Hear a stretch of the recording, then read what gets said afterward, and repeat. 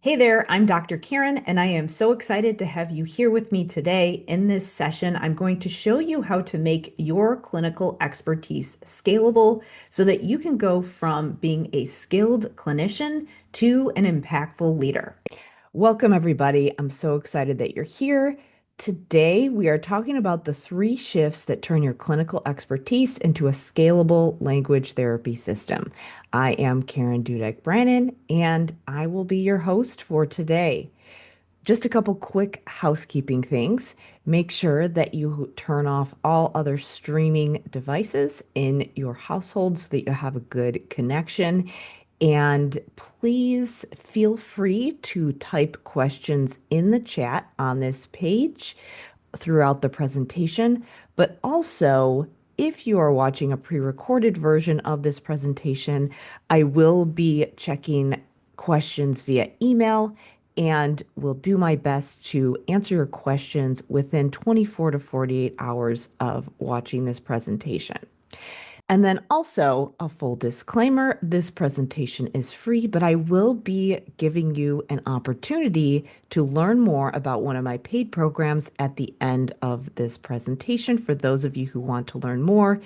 And if you have follow-up questions about that, you can email me at drkarenspeech@gmail.com, especially if you have questions about getting a purchase order for your district or anything like that. But what you can do now is make sure that you have a piece of paper to take notes because I'm really excited to share this with you. This has been a game changer for me in my career.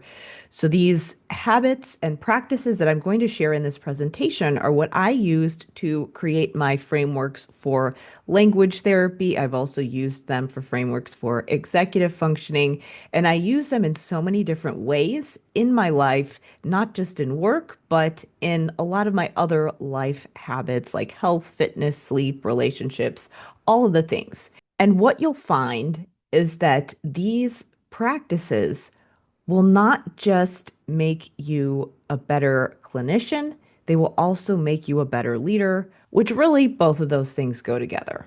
This presentation is for you if you are a school SLP or some other kind of professional who is involved in language intervention or language therapy in some way.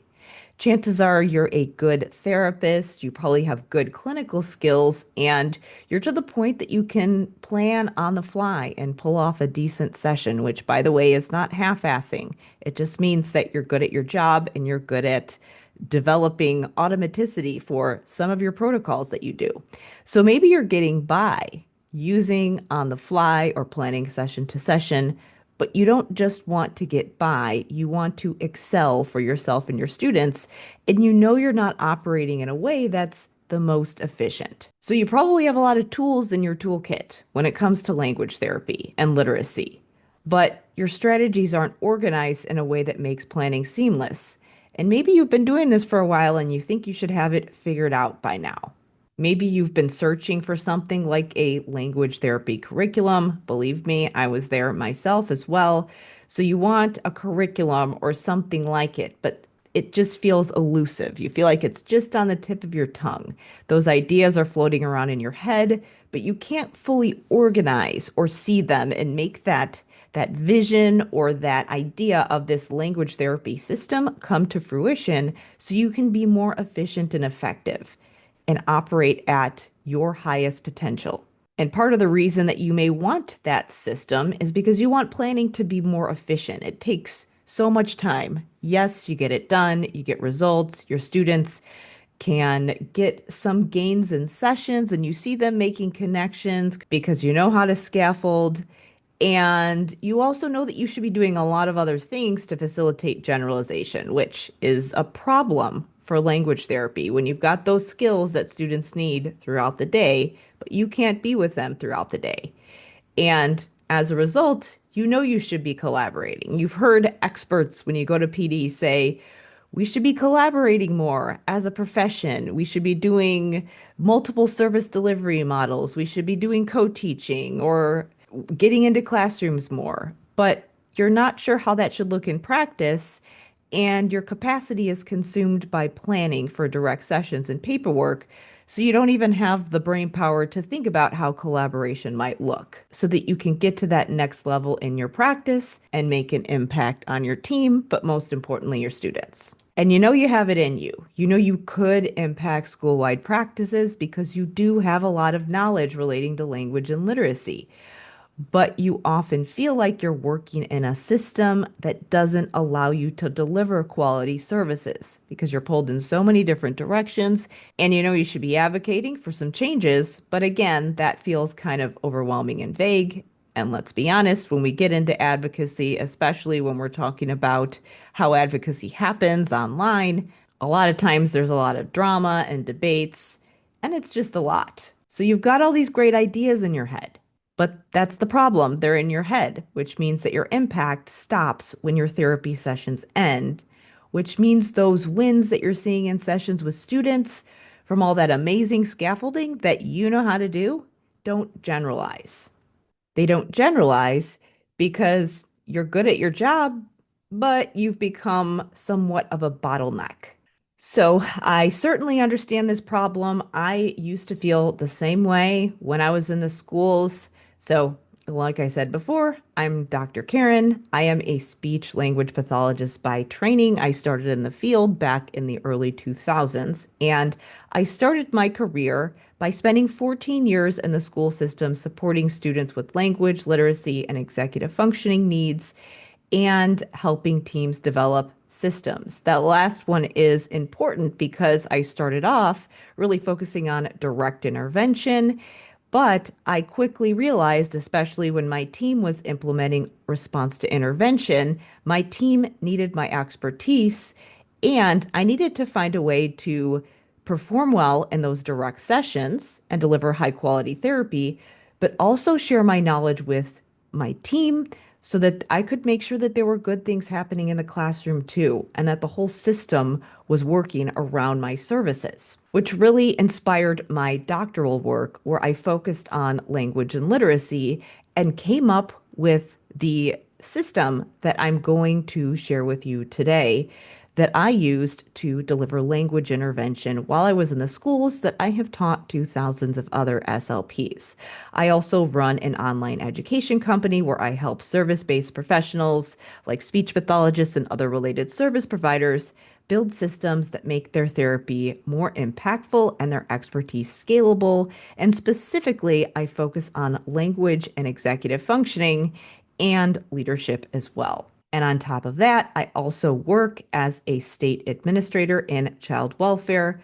So I also have that macro level experience that I can bring to the table that really goes along with that concept of scalability and making an impact not just at that micro level in those direct therapy sessions, but also how you can get the entire system to work together well. Back when I was in the schools, I was getting a lot of referrals for students who needed some kind of vocabulary intervention, but it was very clear that I not only needed to have a good system for my direct intervention, but I also needed a way to package and explain that to other people so that I could be efficient, but also some things that could be done in the general education curriculum.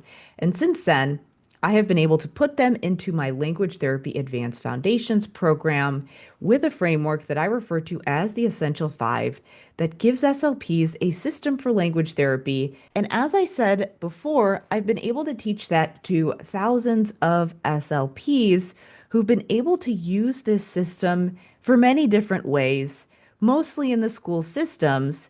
But the most important thing is that it gives them that clarity they need to feel confident in their interventions and also to impact their practice for the rest of their career. I'm known for my no fluff minimalist approach that allows you to use materials but doesn't require you to use a lot of stuff. And as we get into that concept of scalability, you'll see why it's important to have that skill to be able to come up with a good therapy session and package it and share it with others without a lot of complicated materials and setup. So if you've been searching for that elusive system that's going to help you put your students in a place where they have those language and literacy skills they need for school and life, but also make sure that the systems are in place to support those skills outside your sessions. Why haven't you figured this out by now? Because you have a lot of skills and knowledge. Well, part of it is that you're looking for something that doesn't exist that you don't need. You might be saying to yourself, I need a language therapy curriculum. But under the surface, what you're really saying is, I hate feeling like I'm not as successful as I could be as a clinician, and I want to excel without burning out. So maybe you know how to excel, but it takes a lot out of you. And you know how to take breaks, but then your challenges are still waiting for you on Monday morning, and you feel like you're letting your students and your team down. So maybe you've tried some things that have worked a little bit, but haven't quite gotten you where you want to go. So maybe you're collecting materials, hoping one will give you clarity, but nothing fits. Or with this whole vision of your language therapy system, you might keep stopping and starting because sometimes you get a wave of inspiration, but you never get past that initial phase and see it to the end. And you keep defaulting back to your old habit of planning session to session and cobbling things together, especially when life gets busy, which it inevitably always does. So if this sounds familiar and you do cycle through moments of inspiration and loving your job, but often also feel kind of burnt out, I wanted to ask you a couple clarifying questions for you to reflect on. Have you ever felt pleasantly exhausted after doing something hard that was successful? Think about that. So, here's an example of something that I did. So, I am at the top of Angel's Landing. That is, if you Google it, it will say it's the scariest hike in North America. It is terrifying, but also exhilarating, and was one of the best days of that vacation. Probably one of the most memorable hikes I've been on.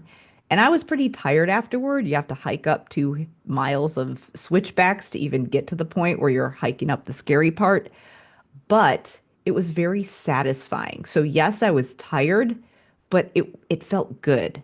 This is very different from how I feel after having too much pizza and beer, where, yes, it's fun at the time, but I've overindulged and I usually have profound regret afterwards. So, this is a really important analogy with the way we talk about professional burnout and how you feel about your job and just your motivation to come up with these complicated systems that you need to do, especially when you're working on something like language that doesn't have a clear-cut way to address it. A lot of times when people talk about burnout, it's, oh, go take a walk, take a break, treat yourself, which are all fine things to do. But I would challenge the notion that it's just about burnout and overwork. Because how motivated do you feel to do something that's hard when your efforts don't make a difference? If you sometimes get frustrated with your job, you're not burnt out, you're bored. Ambitious people seek out struggle because if something feels too easy, they get restless.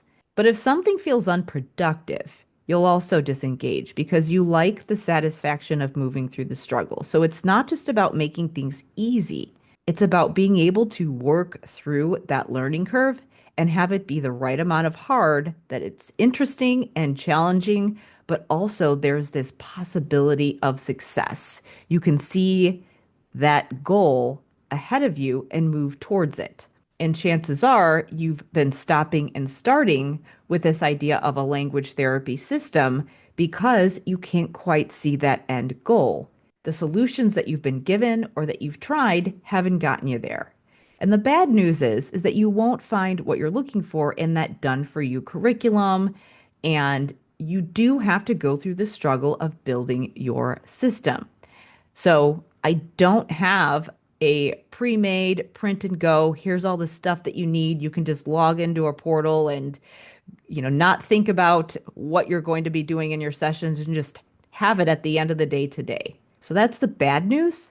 But the good news is there's a happy medium between that cookie cutter curriculum and the start from scratch for each student that you end up doing when you don't have a good system. And the even better news is that this struggle is temporary. It will be the invigorating, pleasantly exhausted kind of struggle. It's a learning curve for you, not a roadblock. That means you'll get stronger after, and you'll have those skills that you can use to share with other people and benefit your students and yourself. So this time with the right system, you can move through it instead of repeating that stop and start cycle. And the good news, and we know this from learning science, is that when you struggle with a certain skill, your retention of those skills is actually better. We know this for our students, but of course, it's true for you as well. And here's me with my dad after I went through one of those very important learning curves of developing this system that I'm going to share with you today. That's me when I graduated with my doctorate in special ed, which is when I really studied language literacy and metacognition and deepened my knowledge while I was working in the schools practicing with students. So, what we'll go over today are the three practices or the three shifts. So we'll start by talking about how to define your clinical containers that keep your intervention research informed and scalable. So finding that happy medium between giving you something that can be customized, that's not cookie cutter, but still has consistent practices embedded in it so that you know you're aligned with research. So it's not a free for all, but it's also not a start from scratch or something rigid and cookie cutter either. You're strategically stacking assets, habits, and practices to fill your scalable clinical containers. This idea of stacking is going to help you both organize what you have, but also layer in additional things because chances are you don't have capacity to focus beyond your direct therapy sessions. This is going to help you solve that problem, which leads us to practice number 3. So first we define our clinical containers, then we stack things and use that stacking method to fill those containers. And we have to carve out asset stacking time. And the way that we do that is developing our master plan that creates that protected time to make sure this does not get put on the back burner, even if life gets busy. The secret is not waiting until you have time. The secret is finding a way to have time regardless of how crazy your schedule gets. So let's move on to the first practice, which is creating those containers. So let's start by talking about what needs to happen for you to not feel burnt out and for you to feel satisfied in your work. Well, you need to feel successful as a clinician, and you need to be able to get there without overworking. The next thing that needs to happen in order for you to feel successful is that your students need to be successful. You can't feel successful if you don't feel like you're making an impact. But for your students to be successful, they need support with generalization. Again, you can make a big impact with your direct therapy sessions, but you're always going to hit a wall if you don't also have systems in place that support generalization.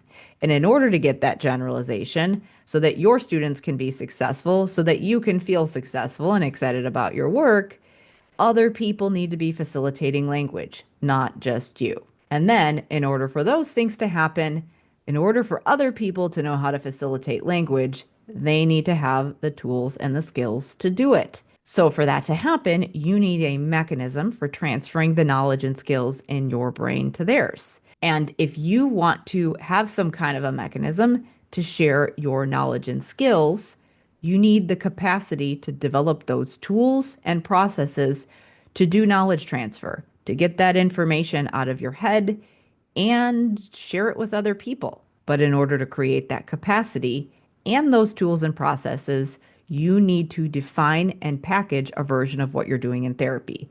Because otherwise, if you carve out some time to work on things, you're not going to know what to work on. Because what will happen is that you will carve out a time slot and then you'll end up doing something that isn't productive. Checking your email, scrolling social media, whatever you do when you have a free time and you're not really sure how to use it. So, in order to create that clarity, so you know what to do with your protected time when you find a way to block it out, is that you need a framework that helps you define and package those techniques so that you can efficiently plan those direct sessions, so that you can create that space to think about other service delivery models like coaching and consultation. So we do start with direct intervention to make sure that your planning is effective and efficient. But then we also need to add the other layer of creating scalable versions of your strategies with assets that help you easily train others to do them. So you're not solely relying on you explaining yourself over and over again. Scalable simply means something can be packaged and repeated across people and systems. And if things aren't clearly defined and packaged, then they are going to stay in your therapy room and no one else is going to benefit from them. So let's talk about why it's hard for you to package and define right now. Well, like I said before, you probably have a lot of good tools in your toolkit, but they're not easily organized into nice little uh, files or organizers. And I mean that literally and figuratively. So maybe you're working on a lot of things in language therapy, and they're good things to be working on, but they're not organized into a clear system that's easy for you to plan without taking up a lot of your time and mental energy. And they're certainly not easy to explain to other people if you had to describe your system so that you could train somebody else. And this could be, when I say train other people, this could be a lot of things. It could be training your coworkers, which is what I'm going to talk a lot about today, but this is also really beneficial for training parents. So if you're in private practice, the layer that you want to be thinking about is that parent training. And honestly, everybody should be thinking about how they could share their information with families as well. So, what I'm sharing with you today will help you do both of those things. So, the solution to all of these challenges that I've been describing today is learning to make what you do scalable. So, this is the solution to the burnout, the lack of clarity, and the challenge of not having capacity to figure out how to free up space in your schedule to do any kind of collaboration or strategic planning about how to get it done is to make what you do scalable. Defining containers that ensure your system is addressing important linguistic components that will support spoken and written language. So you've got definitions that make sure aligned with research and curriculum, but also help you explain your process to others. So, what are they? Well, this is the process that I came up with when I was in graduate school, figuring out what are those key components that help me create a system for supporting vocabulary. If you're familiar with the science of reading, this is what people often refer to as that upper strand of the reading rope. So, if you are a speech pathologist, really this framework is designed to be done in conjunction with a robust reading curriculum. So, we're not teaching reading here.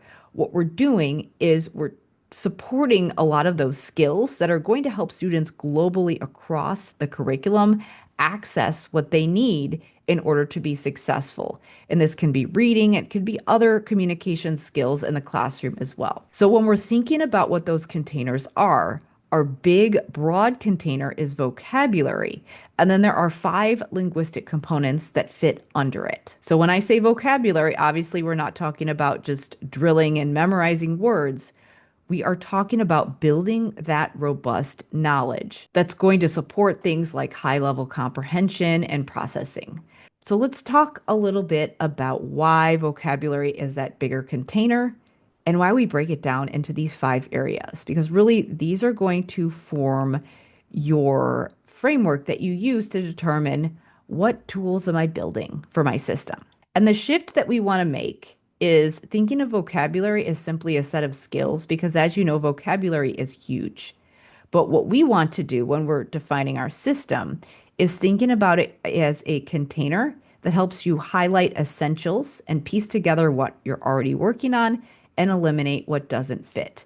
And this is an important shift because this helps you to pull in important skills like metacognition and self-questioning and a lot of things that are going to support working memory and some of those executive functioning skills while you are building language skills. So that way you're hitting multiple components. So it's not just about what you're teaching, but how you're teaching it. Part of the reason why vocabulary is such a powerful container is because without that adequate word and sentence comprehension, students are unlikely to respond to higher level comprehension instruction, especially if you're doing those comprehension strategies like stating the main idea and inferencing, which of course are important things for students to be working on and for them to be able to do. But if we don't address the underlying vocabulary issues, comprehension challenges will persist.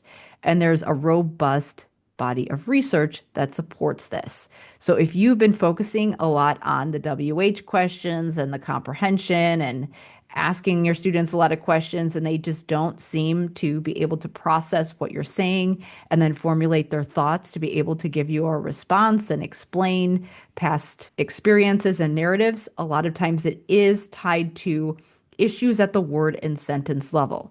So addressing vocabulary as a core framework for language is often that missing piece that a lot of clinicians have when they come into my program. So I'll very quickly go through those 5 containers. So we want to think about vocabulary as the broad umbrella. And then we're going to, as we are thinking about filling our containers with assets, we want to make sure that all of those things that we're creating hit these 5 components in some way. So it's not a one-to-one correspondence kind of a thing where you fill your phonology bucket and your morphology bucket and your orthography bucket. A lot of times you're addressing more than one linguistic component at once. But what you want to do over time is make sure that the assets that you're building cover these 5 components comprehensively. So you might have some that address phonology, morphology, orthography. You might have some that really hit semantics. You might have some that hit semantics and syntax. But what you want to do over time when you're done is make sure that your system addresses these components in some way. So the reason that we have phonology as a container under vocabulary is because phonological skills are a cognitive linguistic skill that is going to impact word knowledge. Also, you know this already, but it's also going to impact things like decoding and writing. It impacts vocabulary because we need to be able to produce and recognize words when we hear them. We need to have a phonological representation of words. So we need to understand those sound units and how they fit together to make meaning. When we hear sound units together, we recognize that that's a word that has meaning behind it. We also recognize that those individual sound units can impact meaning. Sometimes when we change a sound in a word, it makes it turn into another word that has different meaning. So we have to understand those smaller linguistic units. And of course, that's going to have an impact on word decoding and writing as well. And then we also want to consider orthography, being able to recognize and produce words in print with automaticity, which obviously has a big impact on writing and spelling, but also has an impact on word knowledge because the way things are spelled, when you think about the spelling of words, it does give you information about meaning, especially if you think about word parts, prefixes, and affixes, or sometimes the spelling of a word can impact its meaning and can have an impact on the way that you pronounce it. So that's what I mean when I say that these linguistic components impact each other. Typically, when you're working on phonology and you're pulling in the print symbols, which is a good practice to do, you're also working on orthography at the same time. So those skills are going to be things that impact word knowledge. So again, they fit under that broad umbrella of language and vocabulary knowledge. And again, we can also pull in things like metacognition and self-questioning and the way that we work on these skills so that we're embedding some of those higher level critical thinking, metacognition, executive functioning skills as well. And then we also have morphology. So you're seeing how these things are building on each other. We need to develop knowledge of those linguistic units that make up words, affixes, the roots and bases. All of these things are going to impact how the word is spelled, how the word is pronounced, which again, we're talking about phonology and orthography here, but when we think about those bigger linguistic units, those morphemes, we are now talking about morphology. Those are also things that are going to impact word knowledge that you're going to want to make sure that you embed into your strategies that fill those clinical containers. We have other important skills. So, obviously, semantics, those word attributes and how they tie to word meanings.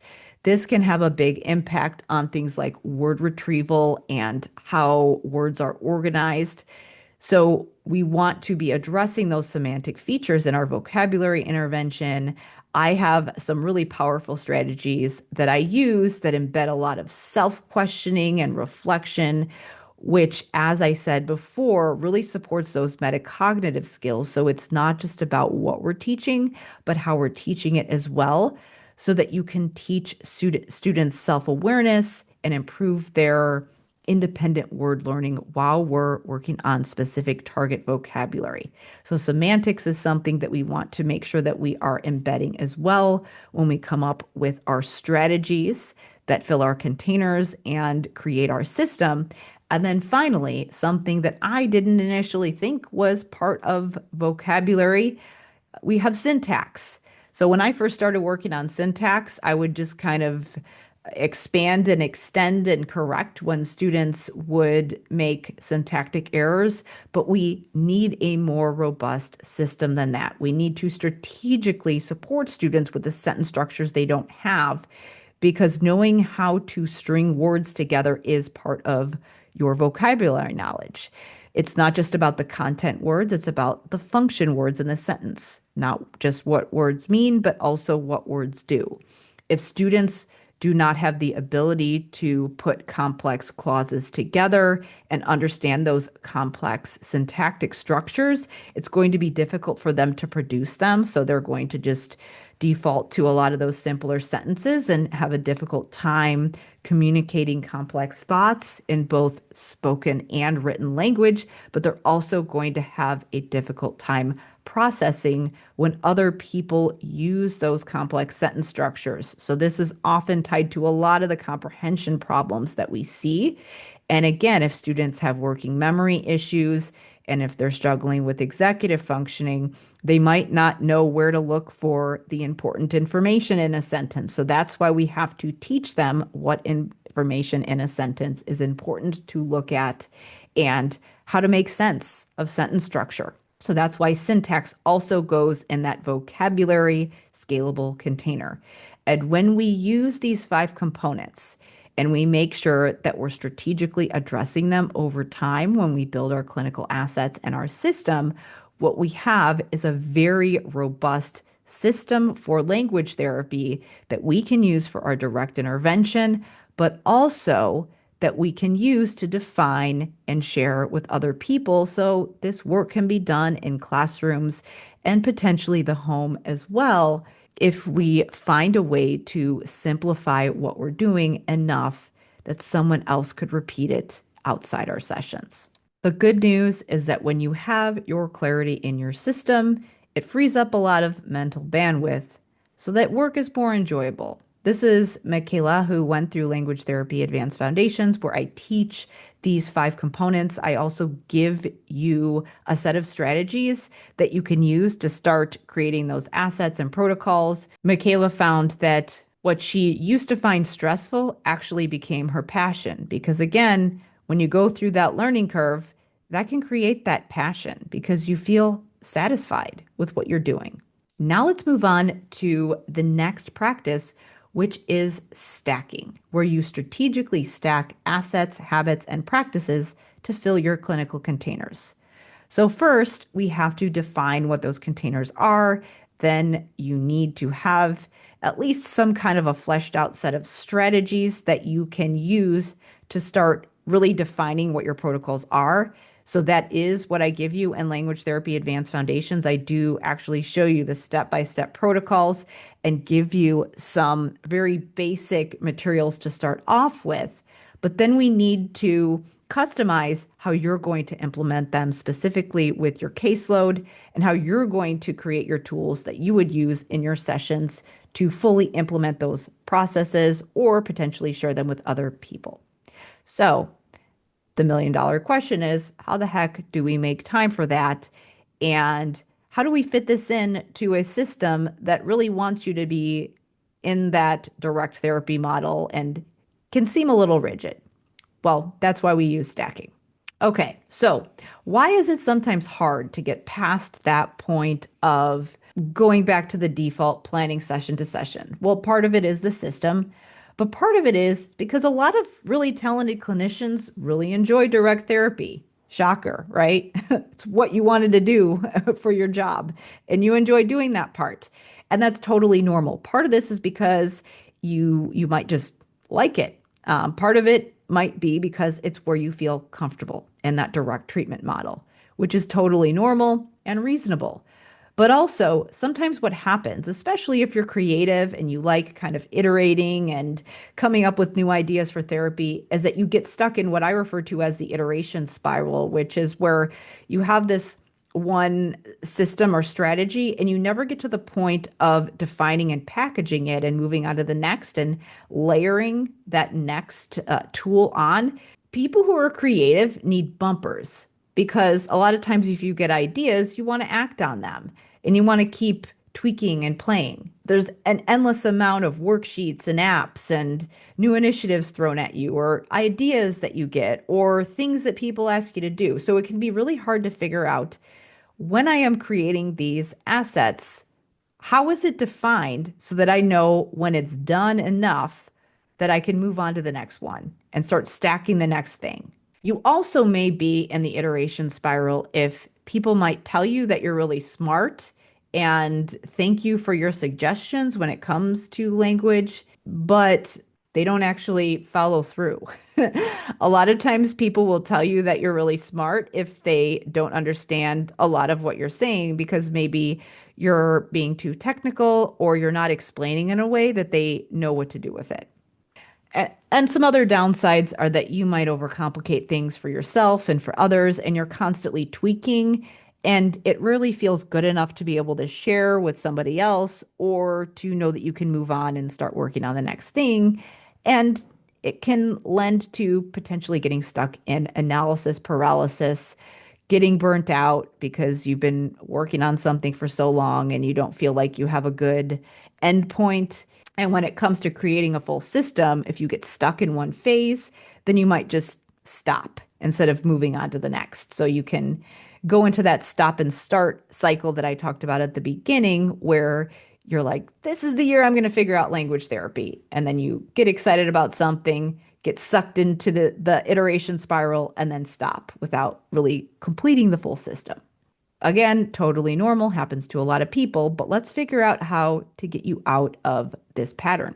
Well, the clinical containers are part of it. They give you those containers that help you be creative and move forward because they give you bumpers or parameters. But also, you need a way to build this system slowly and consistently over time so that changes stick. A lot of times when I share the system with people, they get really excited about it and they think they need to go nuclear. And that's a term that people use when people want to just blow up their entire system and change everything at once. And that leads to the stop and start cycle or analysis paralysis. So it could either lend to feeling overwhelmed because creating a new system seems like so much work that you don't get started and you're not really sure what the next step is or how to move forward strategically. And it could also result in you stopping and starting if you try to do too much at once and overwhelm yourself and then just burn out. So we need to build slowly and consistently, and that's what stacking helps you do. What you do is you learn to work in a way that helps you move forward in a system that never calms down. Because how many times have you said, I'll catch up on my PD and figure this out when I'm on break? But then when you're on break, you actually need a break. And it takes you so long to get started that you don't finish whatever you were doing. And before you know it, the break is done.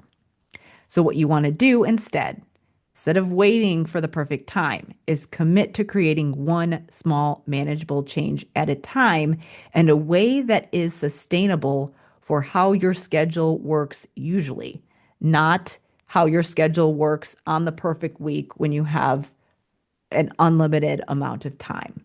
So what we're doing is that you are finding protected time, which you create with your master plan, which is essentially going to be the first thing you do. That's the next practice that I'm going to talk about. But what we do is we carve out that protected time and we use that time for developing assets. That's where we're going to create one piece of the system at a time. And then when we create one thing, we're going to stack the next thing. So here is an example of how that could look for a language therapy stack. Now I have two stacks right next to each other because there's a couple ways this could work. You could start with the one on the left and build all of those things and then start another stack and move on from there. Or sometimes people can do stacks simultaneously. So, for example, I might be stacking in my work and then I might be stacking in my workout plan, what I'm doing in my personal life. So, you could be stacking in multiple areas of your life at once, or you might have two concurrent efforts going on relating to work at one time. So you might be defining things in your direct therapy session, but then you also have some workflows that you're developing relating to collaboration. So obviously being able to do multiple stacks at a time is something that is more sophisticated that takes you some time to figure out because you need more protected time to work on those different things. But this is the concept in a nutshell. So, for example, what you could do is first you carve out some time to just create your long term strategic plan for what protocols am I going to build this year? You got to start with the plan first before you can actually implement the plan. So, that's why we start with that master plan. And then within that protected time that you blocked out on your master plan, you're going to start stacking your protocols. So, the first thing you might do is do your PD. So learn what your semantic protocol is. That's where you're doing your research and learning and planning. And then you can start to the pilot phase where you're actually implementing what you just learned and maybe pulling in some peer support or whatever you need to do to iterate. And you develop your protocol. And you could start with your direct session. Then you have that protocol defined. You can be implementing it with your students. It's taking you less time to implement because you've got it mapped out. Then you use your protected time to develop your next protocol. So first, you might be learning your next protocol and start layering on top of it. Then you can start to pilot the next protocol. So you're already implementing the first one because you've got that well defined. It doesn't take you as much time anymore. And then you're piloting a new one on top of it. So you're layering on top of your protocol. And then you can simply repeat this process over and over again, where you have a learning phase, then you have a piloting phase, and then you move on to the next protocol. And if you stick with this process over time, you're going to have a complete system eventually that fills all of those containers. Now, can you come back and tweak something that you've created before? Absolutely. That's what you decide in your master plan. And then the $1 million question of how do I have time for collaboration? Well, on the left, I'm more focused on direct therapy, but what you can also do with that protected time is coming up with protocols that you can use with other service delivery models. So again, you can use this stacking technique to layer different things on top of each other. So maybe first you focus on direct intervention, but when that's pretty built out and not taking you as much time, then you can move on to other service delivery models. And this is where you can start pulling in allies. So you can start collaborating with people. So sometimes your protected time could be collaboration time with other people. So maybe you're planning a semantic and syntax protocol with a classroom-based version that you can share with teachers. Maybe you're doing that by yourself. Maybe you're doing that with a teacher. And so you can use that same concept to implement different service delivery models. So you can see how that stack can work. So the way that I support clinicians is that I share the core strategies that ensure those clinical containers are full. So I teach this essential 5 framework that embeds things like metacognition and self-questioning so that we're hitting those critical thinking skills in the way that we're building vocabulary. And I'm ensuring that you are covering those 5 linguistic components. And I also give you some tools in order to implement them. But using this stacking concept, you can iterate and add to what I've given you. Again, there's not a one-to-one correspondence between your clinical containers and those habits and tools that you stack. But the most important thing is that over time, you can make sure that you're addressing those key areas. And the other thing that I wanted to mention relating to this stacking concept is that you can stack materials and protocols. So you can actually create stuff, but you can also stack habits. So things that you want to do more often. You can also stack relationships. So that protected time can be used for outreach and consultation as well. So you have flexibility to stack in a way that makes sense for you based on the way your caseload is, based on the way your team is structured, and who you might want to collaborate with. So I wanted to share a couple students that have gone through language therapy advanced foundations. They've also been on my podcast, De facto Leaders, where you can listen to a more extended conversation about how they've been able to leverage this concept of clinical containers and assets. So Katie, she was able to define those semantic protocols and layer onto her knowledge that she had from working with adult cognition. So she transitioned over to the schools and she was able to create some robust clinical protocols and iterate on what I was able to give her so that she had a system for supporting those important language and cognitive skills to understand how she could support both things like language and executive functioning in a way that was efficient. And then Amy was able to use this framework for improving her direct intervention, but also layer in multiple service delivery models. So she's created versions that she's used to train teachers and get into classrooms as well, starting with direct intervention, starting with the core framework, but she was able to leverage it for other means as well to share her clinical knowledge and make sure that she was supporting students beyond those direct therapy sessions. So now let's move on to the third practice. How do you find time to get all of this stuff done? Well, you develop your master plan that creates that protected asset and habit building time. You don't wait for the space to come, you create it now. So when we think about layering these 3 practices that we've talked about today, first we define those clinical containers so you know the what. What are we building? Then we use stacking. So you have the how. How do I build this system over time in a way that is sustainable? And then you create the master plan so you know the when. When am I creating all of these tools? So here's how it works in a nutshell. It's pretty simple, but it's very powerful. Most people start from what am I doing this week? So they start with that to-do list, which is really that 2-week task list on the right there. But what you want to do instead when you create your master plan is start with that 12 to 18 month plan. So essentially what you do once you define those clinical containers is that you figure out how you're going to design assets over the next 12 to 18 months. So again, you want to think about what your plan is over the next year, whether you want to really focus on streamlining the direct intervention that you're doing so you can get to the point that you can layer in things like collaboration, or do you want to start layering collaboration this year? Well, that's what you define in your 12 to 18 month plan. So you divide up the next 12 to 18 months into quarters, and you have a big picture goal that you want to achieve each quarter. So you keep this relatively high level so that you know what you're doing for each quarter. Again, this is something that can be adjusted along the way, but the important thing is that you want to know where you're going long term. Then we zoom into the 90-day plan, the present 90 days, and this is where we want to get it a little bit more fleshed out and determine what you're doing each month. You can make a lot of headway with that 90-day plan.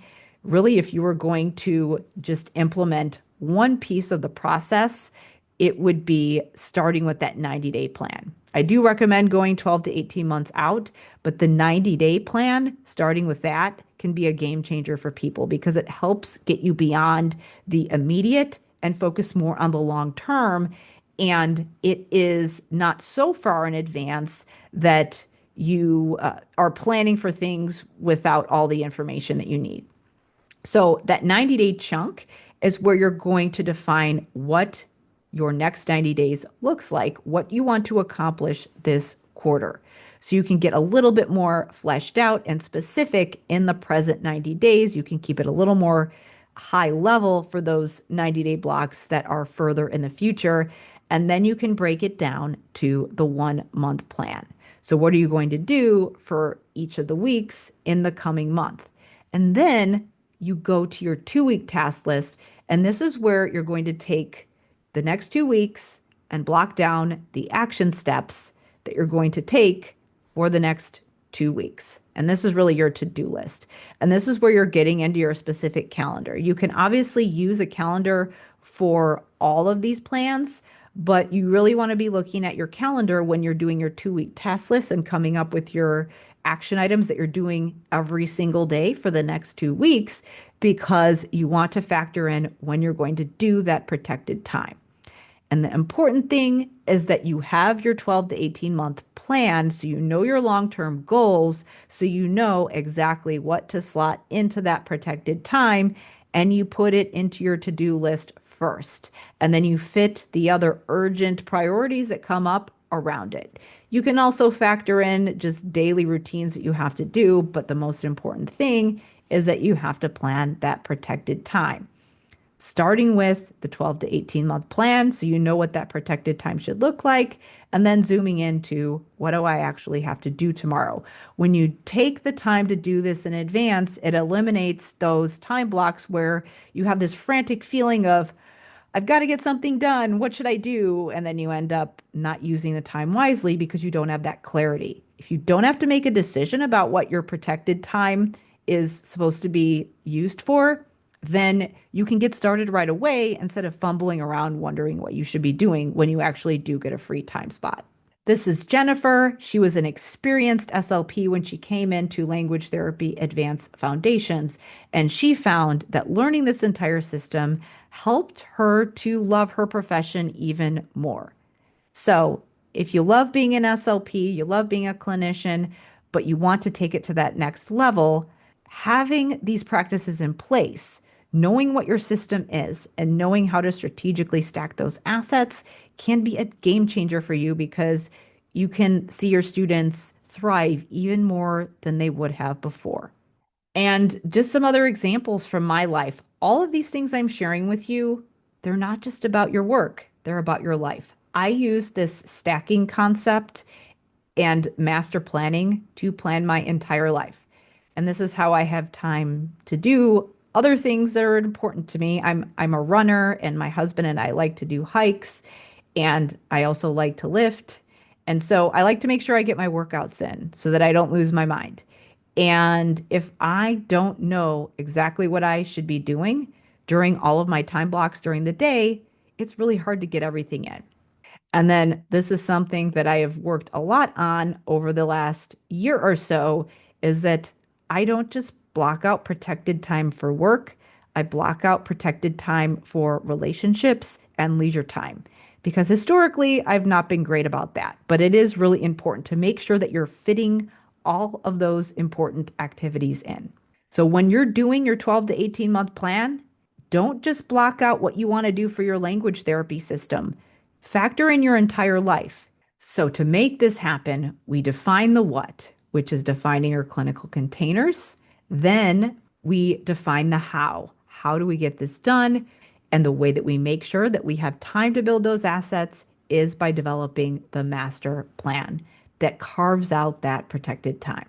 Now, the reason that you might have not figured this out yet, despite all of your knowledge and skills, is because there's a lot of things that go on under the surface that make it possible to have a complete language therapy system. So I want to close that gap. So typically what people see or what they envision is they want their students to have strong relationships. They want them to have those strong comprehension and math skills and have those strong literacy skills. That's really our end goal. We know where we want to take our students, and we also know what we want our life to look like while we get them there, but we don't quite have the path. There's a lot of different tools that we would need to support in the asset building time. So work on isolated definition syntax, semantic features, embedding semantics with metacognition, understanding how this works with goals, data, and evaluation. How do we layer in things like self-questioning and generalization? What's our overall plan for how we fit all of these strategies together? And then also, I get a lot of questions about how do we embed things like phonology and word study and layer in morphology and orthography and pull all of these features together so that we know that we are filling our clinical containers. Well, these are the protocols that I use that I support SLPs with to start getting some of those assets and habits in place, which is why I wanted to extend the invite to you now to join me in Language Therapy Advanced Foundations to put these practices in place. Language Therapy Advanced Foundations is my online program that gives SLPs a scalable framework for language therapy. So I've essentially started that asset building process for you. So you have some things that are already made, but then you can take them and figure out how to implement them with your caseload. I do walk you through a lot of it. There's a lot of how to, but the important thing is that it allows you to customize because this is designed to be implemented with a K through 12 caseload. So these core practices help you make it appropriate, whether you're working with a kindergartner or whether you're working on it with a 12th grader. So the first thing that I show you in the program is that concept of scaling, where I show you the 3 steps to scaling your clinical expertise, how to clarify your systems so that you can start delegating and move from being a great technician to a leader in your current role without having to change your job title. But of course, if you are interested in moving on to another role, like being an administrator, it will set you up for success in that role as well. Then I move on to the success path, which is really the overview. And I lay out that path of strategies that you will be implementing, which is going to really help you with designing your master plan so you know what's coming in the year ahead. So that success path module gives you the overview of how you can sequence all the strategies together that I'll be teaching you that are going to fill that essential 5 set of containers. So in the success path module, I'll share how you can identify those high impact activities, how you can differentiate your expertise from other professionals, and also how you can embed metacognition into your sessions so that your students are becoming independent. So this is where we really embed some of those things like executive functioning so that students can learn words on their own when they leave your sessions. This concept of stacking and the success path has been a game changer for a lot of SLPs because it's given them that sequence of how to cycle through language activities in their sessions so that they know that they're hitting everything.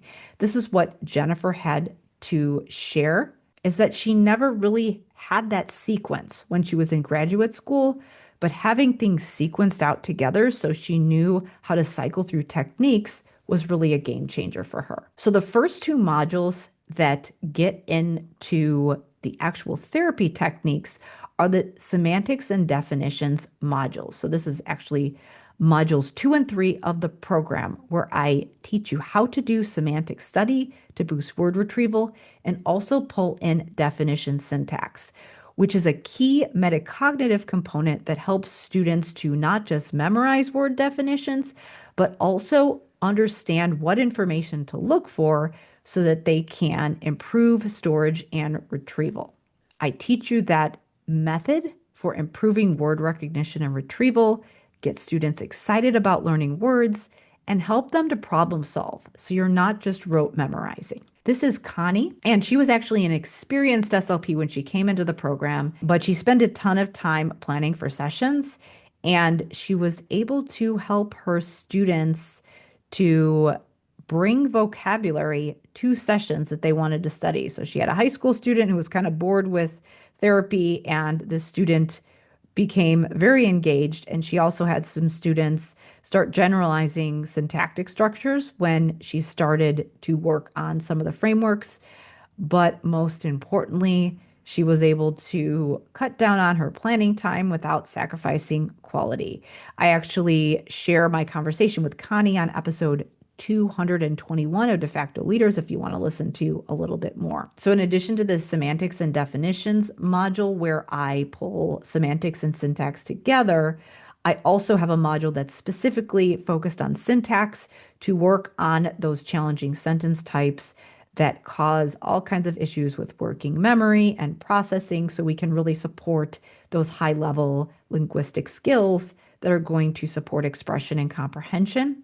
So in this module, I'll focus on how to select syntactic intervention strategies that are most likely to result in transfer and how to center your sentence level work around four specific syntactic structures that are going to build that foundation, as well as how to build those robust comprehension skills in a 40-minute session for syntax. Again, we cycle through these techniques, but I show you how the cycle would work when you are specifically focusing on syntax. This is Tiffany, and she went through the program, again, was also on the podcast talking about her experience with both the semantics and syntax protocols. But a lot of times people think about syntax as more of an academic skill, but it's quite important for life, for the workforce, and a lot of adult skills that you need. Tiffany actually used some of the syntax strategies to help one of her students pass the driver's test, which tends to be very challenging for students with developmental language disorder and other neurodevelopmental disorders that we may support. And then I also give you the word study module, and this is where we focus on filling the bucket for things like morphology, phonology, and orthography. So here is where I give you those linguistic skills that support vocabulary, but also can support spelling instruction. So how to increase automaticity with spelling and decoding by studying those word parts.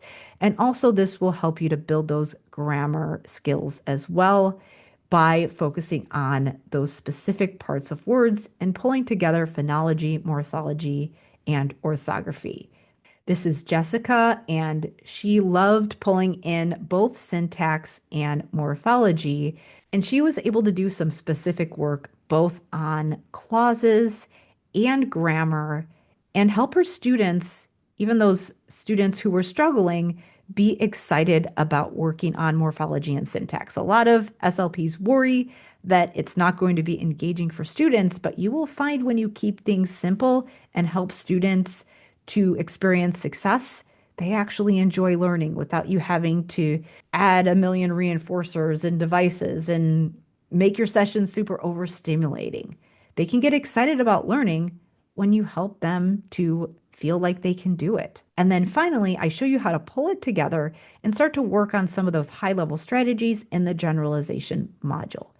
So we scale, we get the high level success path, we work on semantics, then we work on definition syntax, then we work on syntax, then word study, and then we pull it all together and work on some of those high level cohesion skills, inferencing, questions in that generalization module.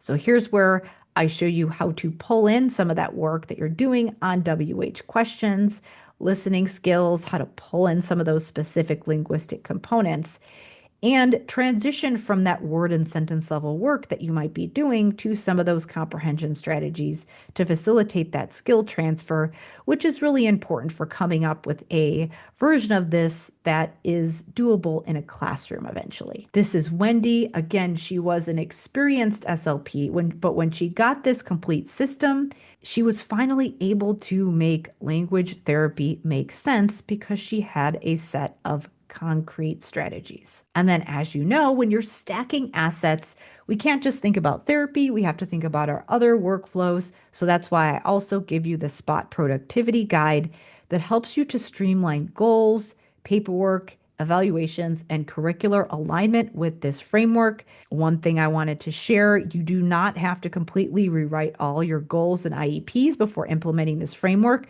because all we're doing is making tweaks to the strategies that you're using to target the goals that you're already doing. But over time, you do want to tighten up your goals and your evaluations, and you want to have an ongoing process for doing that.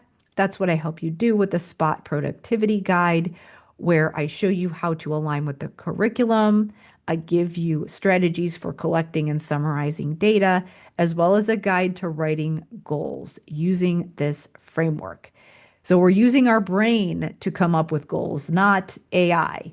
I'm not against using AI for certain things, but you want to have that core set of strategies in your head, because when you do, goal writing becomes a lot more seamless when you're not reliant on those other things. And you'll actually realize that it's quite simple once you understand how all the pieces fit together. Then, of course, I give you tools. So, like I said, I am no fluff with my materials, but you still need a set of protocols to capture what you're doing. And I give you all of those things that you need to do in order to get started.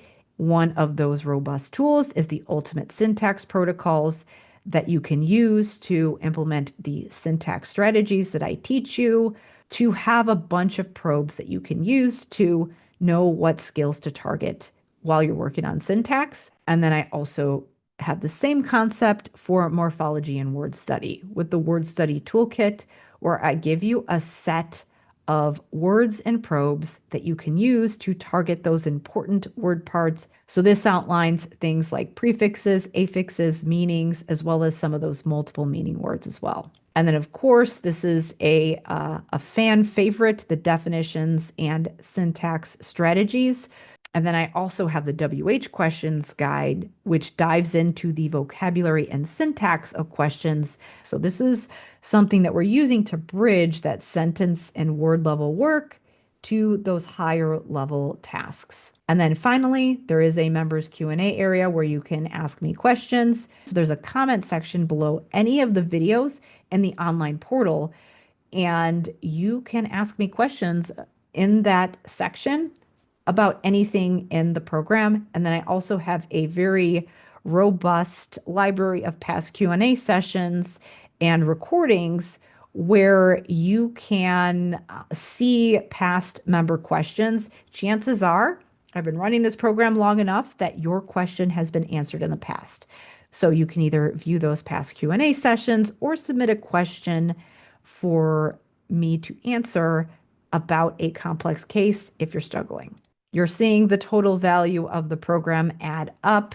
I am not going to charge you anywhere near that amount today, but this is just, you can see how it would work if I did split these things out into separate products, but that's why I've got it all together for you in one program. So obviously, when I thought about how to design language therapy advanced foundations, I could have offered you more lesson plans and asked you to show up to a traditional professional development seminar, which I'm not against, by the way, but often they need to be stacked with other ongoing learning, which is exactly what I do. I could have also bombarded you with tons of materials and overcomplicated it, which materials are great, don't get me wrong. I am all about you having the materials that you need, but it is possible to have too much stuff. You need to be able to organize what you have in order to package and scale it. Because remember, if your system is not simple enough that you could explain it to other people, you're not going to be able to scale it and make yourself more efficient and effective and share your amazing expertise with other people. So the other option is that I could create some bumpers for you and deliver this all in one concise container and only include the materials you need to get started so that you can start building the habits that are going to support the development of your robust language therapy system. And then, of course, to consume the information when it's convenient for you so that you can stack in a way that aligns with your mastered plan. So I offer this in an on-demand format, so there's no intricate scheduling required. You can design your own protected time and learn this information at a pace that's convenient for you and get support from me along the way. So that's why I'm so excited to invite you to join Language Therapy Advanced Foundations. You can join Language Therapy Advanced Foundations today for either 3 payments of $197, or you can pay in full for $497. So there should be a link that popped up that goes to the enrollment page with all the information. There's frequently asked questions on that page, but also you can email me at drkarenspeech@gmail.com if you have any other questions. But first, if you have a question, make sure that you click through to that page and scroll down to the frequently asked questions section, because chances are your question will be answered there about how the program works, if you can track professional development hours, what's included, all of those things. And also, if you do have a question about getting a purchase order, if you are at a school district, please email me. I am happy to explain that process to you. When you join, you get lifetime access to all program features. So this is not a subscription. It is a program with a one-time tuition. So once you pay in full, so you either complete your payment plan or you make the one-time payment. If you're taking the pay in full option, you get lifetime access to all the program features. So that includes the modules, the materials, and the place that you can go to leave comments. That means you can work through at your own pace. Like I said, the master plan involves implementing a 12 to 18-month goal.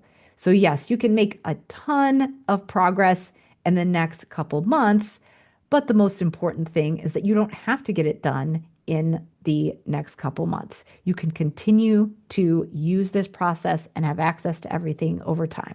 Language Therapy Advanced Foundations is different because other programs focus on lesson plans, which again has some value, but no one else shows you how to make them scalable and stack and layer so that you can design your robust system and position yourself as a leader on your team so you can start leveraging other service delivery models and addressing generalization and start addressing some of those systemic issues that might be driving you crazy. So you have several choices. You can hope that the other people interacting with your students will figure out how to scaffold as well as you do.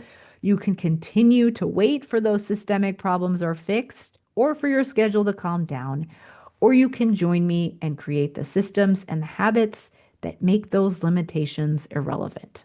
All you need to do is click through on that enrollment page and you'll get all the information you need to become a member. Thank you so much for joining me. Again, you can email me at drkarenspeech@gmail.com if you have any questions, but I hope to see you in the members area so that I can show you how to design that scalable language therapy system that helps you support your students and helps you to be that leader that you have always been capable of. As always, thank you again for joining me and for all that you do for your students.